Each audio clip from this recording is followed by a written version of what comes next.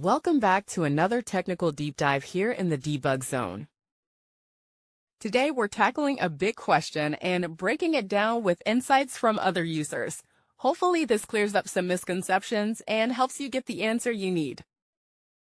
So buckle up, stay a little curious, and let's jump right in.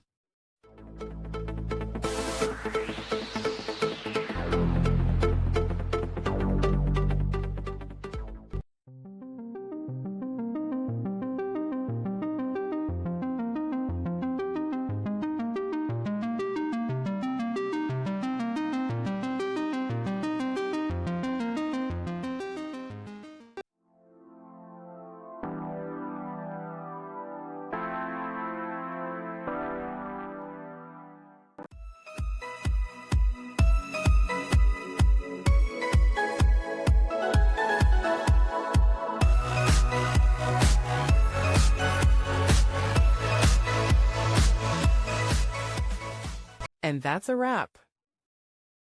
I hope you found the answer you were looking for. If you did, take a second to hit that subscribe button. It really helps out. And let me know in the comments which solution worked best for you. See you next time in the debug zone.